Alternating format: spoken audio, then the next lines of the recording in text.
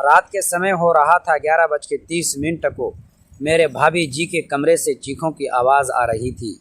मेरा भाई शादी के 4 साल बाद ही मर चुका था।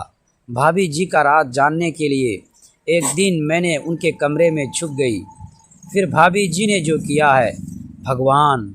जब मैंने पहली बार वह दिल दहला देने वाली चीखों की आवाज़ें सुनी तो मैं पूरी तरह घबरा गई थी। मैं गहरी नींद से हड़बड़ा कर उठ बैठी। चीखने चिल्लाने की आवाज़ पूरी हवेली में गूंज रही थी।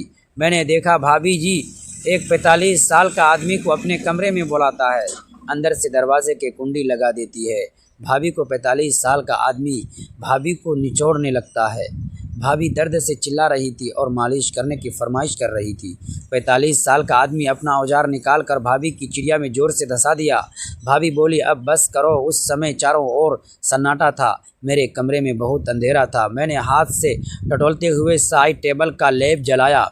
मैंने घड़ी की तरफ देखा तो उस समय हो रहा था 12 बज रहे थे और चीख पुकार की आवाज़ें गूंज रही थी। मैं हैरान थी कि मेरी बगल में मेरी शादी बड़ा ही धूमधाम से हुई थी।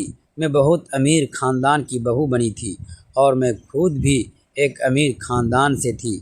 मेरे ससुर कब के मर चुके थे। जेठ जी बहुत देख रेख वाले इंसान थे। मैं उनके स्वभाव को अच्छे से जानती थी। मेरी और आकाश की लव मैरिज हुई थी।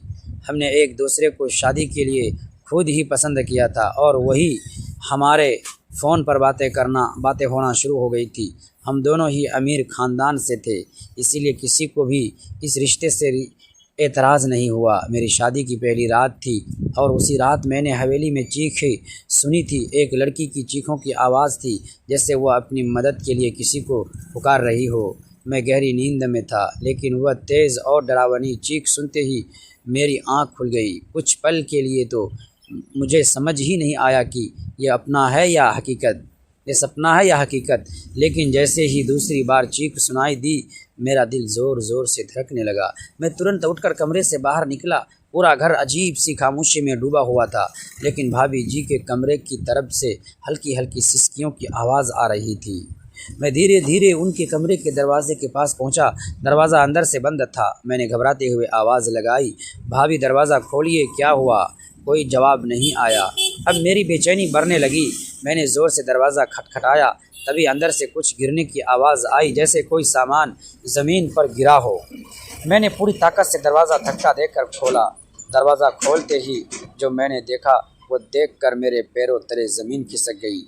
दोस्तों, ये अधूरी कहानी है। पूरी कहानी सुनने के लिए प्लीज़ हमारे चैनल को सब्सक्राइब करके हमारा सपोर्ट ज़रूर कीजिएगा।